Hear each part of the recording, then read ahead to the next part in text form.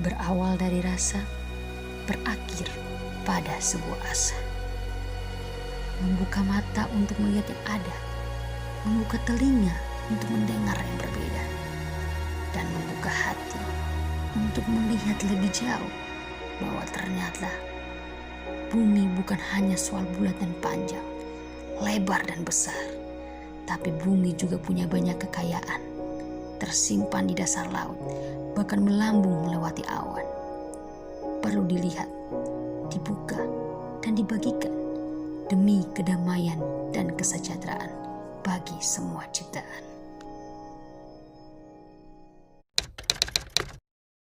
Sistem yang mengatur tentang kepercayaan dan peribadatan. Sebuah sistem yang mengatur hubungan antara manusia dengan Tuhan.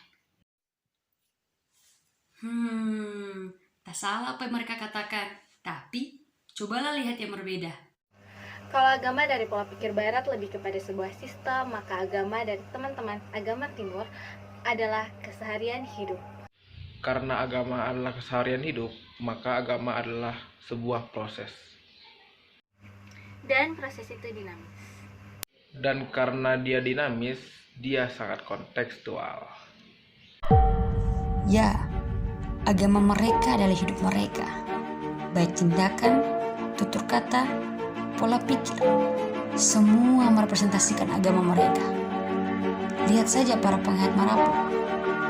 Rumah mereka atau yang bahasanya Uma Bokolu atau Uma Batangu bukan hanya dimaknai sebagai tempat tinggal, tapi juga merepresentasikan kepercayaan mereka kepada yang tak dapat disebutkan namanya. Napan dunia rangara atau napan di pihak kepada para Marapu sebagai pengantara dan juga sesama manusia dan makhluk lainnya.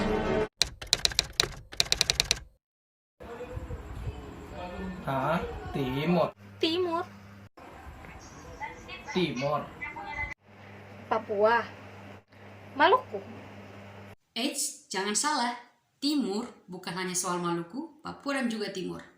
Timur yang dimaksud di sini adalah lebih kepada Asia, tapi tidak semua Asia ya. Nah, di sini ada Asia Timur yang lebih kepada Cina, Jepang, dan juga Korea. Asia Selatan lebih kepada India, dan Asia Tenggara yang secara spesifik lebih kepada Indonesia yang membahas tentang kebatinan dan juga agama suku.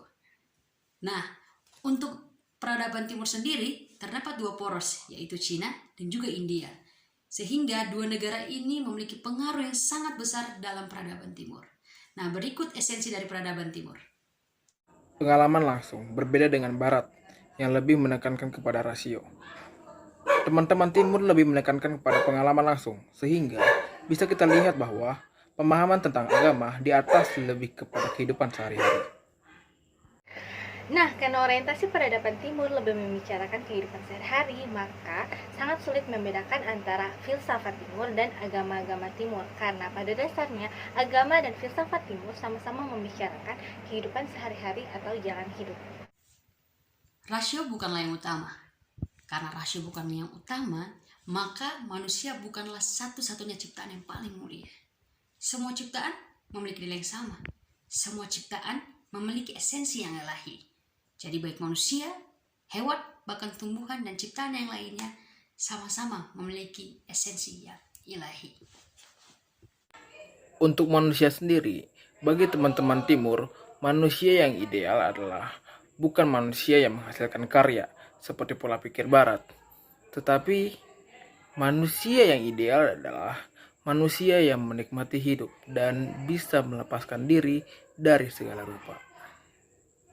Untuk menjadi manusia yang ideal sangat penting untuk mengetahui atau mengelola keinginan baik aktif maupun pasif. Maka dari itu, kita tahu kapan kita harus berhenti, kapan kita harus memulai, dan kapan kita harus meniadakan keinginan tersebut. Yang terakhir, ketika sudah mengelola keinginan dengan baik, maka akan menghasilkan keseimbangan atau harmonisasi kehidupan. Lihat saja teman-teman Bali, ketika mereka memberikan pakaian atau kain pada pohon, tujuannya tidak lain adalah untuk mewujudkan kehidupan yang harmonisasi antar semua ciptaan. Indonesia merupakan salah satu negara yang sangat kaya akan budaya, bahasa, bahkan juga agama. Salah satu agama suku yang terdapat di Indonesia adalah Marapu, yang juga dikenal dengan tradisinya. Ula Podu. Secara harfiah, ula podu berasal dari kata ula yang berarti bulan dan podu yang berarti pahit. Jadi, ula podu adalah bulan pahit. Disebut pahit karena sepanjang bulan ini ada sejumlah larangan yang harus dipatuhi dan juga ada serangkaian ritual yang harus dijalankan.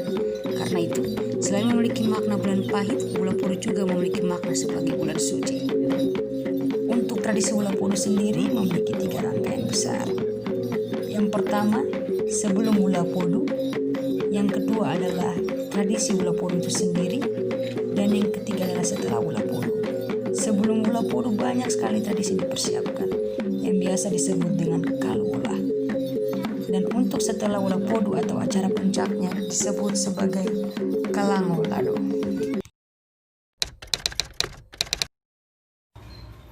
Oke baik, mengenai respon bangsa Marapu terhadap yang ilahi ini adalah tertera pada ritual atau ibadah penyembahan terhadap nenek moyang, juga kepada bulan suci yaitu ula podu, dan juga puncak acara yaitu pasola, di mana ada peperangan antar wilayah dengan menunggangi kuda. Jadi di bulan suci atau ula podu ini, di mana bangsa Marapu meyakini bahwa bulan suci ini merupakan bulan yang sangat dinantikan bagi bangsa Marapu, di mana bulan suci ini adalah akan menghasilkan apa saja larangan-larangan yang akan terjadi mengenai tidak boleh makan daging, tidak boleh membangun rumah dan segala macam, juga akan menghasilkan kepada hasil panen bagus atau tidaknya bagi bangsa Marapu. Jadi dengan demikian bangsa Marapu di sini sangat meresponi terhadap yang ilahi itu. Berbicara mengenai hubungan antara ritual ula podu dan 6 relevansi, untuk poin ketiga sendiri tentang pengelolaan keinginan sangat nampak sekali dalam tradisi ula podu. Seperti penjelasan di atas bahwa dalam ula podu ada ritual dan juga ada pantangan atau larangan yang harus dipatuhi atau dilakukan. Seperti tidak boleh menanam, maka hal ini sangat mencirikan pengelolaan keinginan, di mana teman-teman Marapu paham dan sadar bahwa kapan mereka harus berhenti menanam selama masa ula podu dan kapan mereka harus kembali untuk menanam setelah ula podu. Keselarasan, keseimbangan. 2 hal ini nampak sekali terjadi dalam tradisi ula podu. Tradisi itu nampak ketika mereka melakukan sesuai yang diarahkan ratu, yaitu mentaati larangan yang disampaikan, seperti tidak menanam, tidak berpesta, atau tidak menangisi orang mati. Ketika mereka sudah berhasil mengelola keinginan mereka, maka sesungguhnya mereka telah menghasilkan keselarasan hidup atau keharmonisan antar ciptaan. Ula podu merupakan salah satu tindakan keagamaan yang mewujudkan 4 hal sebelumnya, baik esensi yang ilahi pada semua yang ada, pentingnya menyadari respon terhadap yang ilahi, pengelolaan keinginan, dan juga keselarasan di tengah 2 kutub yang berada. 6. Merayakan perbedaan. Merayakan perbedaan sangat nampak sekali dalam tradisi ula podu. Hal ini dapat dilihat pada saat puncak perayaan ula podu atau yang biasa diistilahkan dengan kalangolado. Saat kalangolado, bukan hanya para penghayat Marapu yang hadir, tetapi baik yang bukan para penghayat Marapu ataupun bukan orang Sumba sekalipun boleh melihat bahkan mengikuti acara puncak dari ula podu tersebut. Hal yang terkesan bagi saya pada agama Timur, di mana agama Timur menunjukkan bahwa agama Timur tidak berfokus pada penyembahan terhadap yang ilahi saja, tetapi agama Timur juga menekankan pada konsep keselarasan atau keseimbangan hubungan antara sama manusia, kepada alam, dan kepada Tuhan sebagai realitas tertinggi, yang dimana juga terjadi di Bali, seperti yang dililitkan kain ke pohon-pohon dan lain sebagainya. Ini menunjukkan bahwa keselarasan atau keseimbangan manusia terhadap alam dan juga manusia terhadap Tuhan sebagai pencipta. Banyak sekali yang saya dapatkan setelah pembelajaran di agama-agama Timur, yaitu mengapa mereka menyembah dewa, mengapa mereka menyembah patung dan mengapa mereka mengikatkan kain di pohon-pohon besar, dan semua itu dari agama Hindu. Dan saya baru mendapatkan pembelajaran bahwa mereka sangat menghargai setiap ciptaan yang ada, dan bagi mereka alam, tumbuh-tumbuhan, manusia, hewan itu semuanya sama dan mempunyai nilai. Dari pembelajaran agama-agama timur, saya juga baru mengetahui tentang agama-agama kepulauan yang mempunyai nilai-nilai dan mempunyai ciri khas yang berbeda-beda dan menarik untuk dipelajari. Semua itu saya dapatkan di agama-agama timur. Agama timur sangat membantu saya dalam membuka cakrawala pikiran saya. Dulu, saya sangat tidak percaya diri kalau mau membahas adat dan juga agama saya. Bagi saya, orang-orang yang sudah percaya terhadap Tuhan atau sudah beragama tapi masih percaya kepada adat adalah orang-orang yang aneh, adalah orang-orang yang tidak takut akan Tuhan. Tapi semenjak saya belajar agama timur, banyak hal yang mencerahkan dan ada banyak hal yang menarik. Di dalam agama timur, agama mereka adalah kehidupan mereka, agama mereka adalah budaya mereka. Mereka bisa berbudaya sambil beragama. Mereka bisa beragama sambil berbudaya.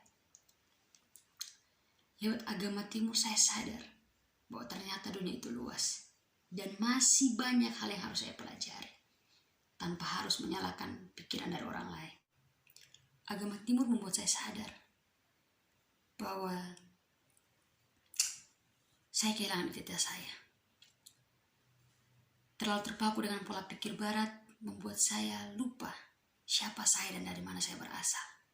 Tapi lewat agama timur saya sadar bahwa beragama tak harus menjadi barat, tapi beragama cukup untuk menjadi siapa kita.